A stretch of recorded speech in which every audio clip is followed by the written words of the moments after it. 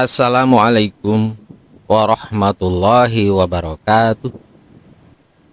Innal hamdalillah nahmaduhu wa nasta'inuhu wa nastaghfiruh wa na'udzu billahi min shururi anfusina wa min sayyiati a'malina. May yahdihillahu fala mudhillalah wa may yudlil fala hadiyalah. Asyhadu an la ilaha illallah wa asyhadu anna Muhammadan abduhu wa rasuluh. Ayuhal hadirun ittaqullah haqqa tuqatih wa la tamutunna illa wa antum muslimun. Wallahu ta'ala fil Qur'anil Karim. A'udzu billahi minasyaitonir rajim.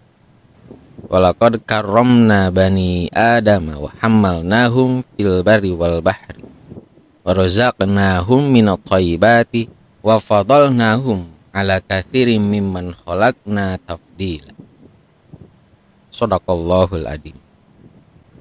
Hartosna jeung saestuna kami geus ngamulyakeun turunan Adam sarta kami geus maparin tutumpakan di darat sarta di laut.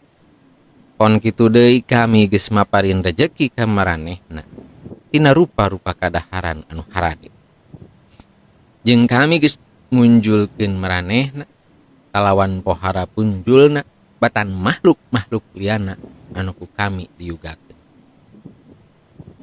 Zaman-zaman kepalih dienakeun katingal sareng kabandungan ku urang sadaya. Seueur kacida jalmi-jalmi anu ngahajang motoran jiwana ku rupi-rupi cara pamaksiatan. Nah aku cara adu-aduan, pamabokan, perzinahan, perampokan atanapi korupsi. Konsumsi obat-obatan anu matak ngaruksak fisik sareng mental sapertos narkoba. Malih anu kacida maceh di mana-mana nyaeta perkara nembrakeun oratna kaum wanita meh di saban tempat. Dinu seueur jalmi tos teu tiasa salamet kanggo ngahindarkeun tina ningali. Sagala gerak-gerik, tingkah pola, cara ngahias, cara ngangge-anggean sareng model kahirupan sawarehna artis anu kaluar tina papagon agama tos dijadikeun rujukan diturutan ku jutaan para rumaja kaum muslimin. Model kahirupan anu pinuh ku virus tabarut jahiliyah nembrakeun bagi sumebar ngarambah ka saantero Indonesia. Margi didukung liputan puluhan media elektronik, ngalangkungan tayangan hiburan atanapi film-film.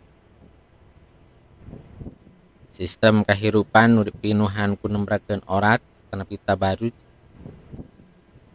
sareng pacampur baurna anu bebas antara dua jenis anu sanes mahramna dina momen atanapi forum anu teu dilereskeun ku Islam.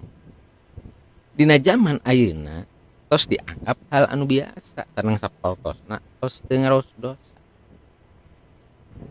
Urang kalih ABG anu tos waktosna nutupan orat. Tapi kalawan riis nembrak-nembrakeun orat. Pasualan nembrak-nembrakeun orat sareng pergaulan bebas tos janten ancaman anu nyata tur abstrak dipayuneun urang. Ieu kajantenan alam kiwari mangrupi ujian anu kacida berat.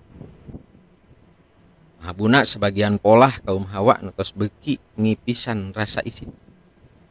Ridho mintonkeun kageulisa, perhiasan, kapameukeut sanes mahram kalawan maksad ngahudangkeun nafsu syahwat. Kalebet mintonkeun ngangge-anggean tapi anu masih ngabentuk anggota badana oge ngangge jilbab tapi ngangge warna-warna anu moncorong anu sakadar mode sangkantiasa dinikmati ku pabudak.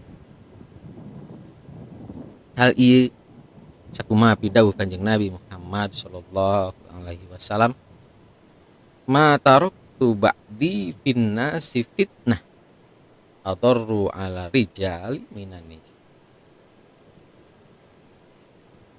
Saenggeus kaula teu ninggalkeun di manusia ujian anu leuwih bahaya ningalikeun kaum lalaki lianti godaan di kaum istri-istri.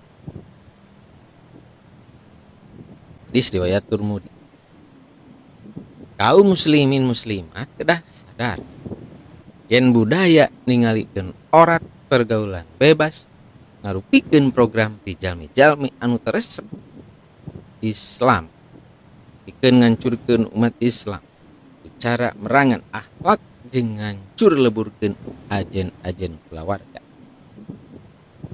Ningalikeun orat sareng pergaulan bebas wajib ditebihan margi sabaraha nyaeta mangrupa kadurhakaan ka Allah sareng ka Rasulna, ngondang laknat Allah, ngotoran fitrah manusia, ngarusak kehormatan kulawarga jeung masyarakat, kalebet jalan setan, panto ngawitan tina laku zina, akhirna ngondang siksaan Allah subhanahu wa ta'ala.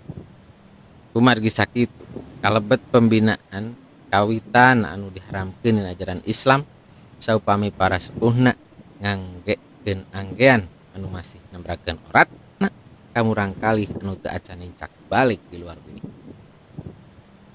Margi hal ieu ngajadikeun aranjeunna jadi kabiasaan dugi kabalik ngangge anggean anu teu sampurna nutupan orat. Padahal ngangge anggean kitu ngaruksak kehormatan, ngalanggar aturan pangeran. Setiap mukmin di mana-mana tos ngawangun rumah tangga, maka janten pamimpin di rumah tangga nak kedah mimpin keluarga.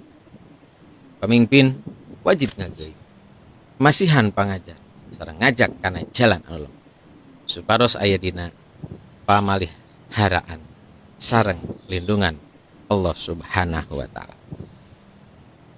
Hadirin Dewara PAI sakitu nu kapihatur mugi aya mangfaatna. Hapunten nu kasuhun. Wassalamualaikum warahmatullahi wabarakatuh.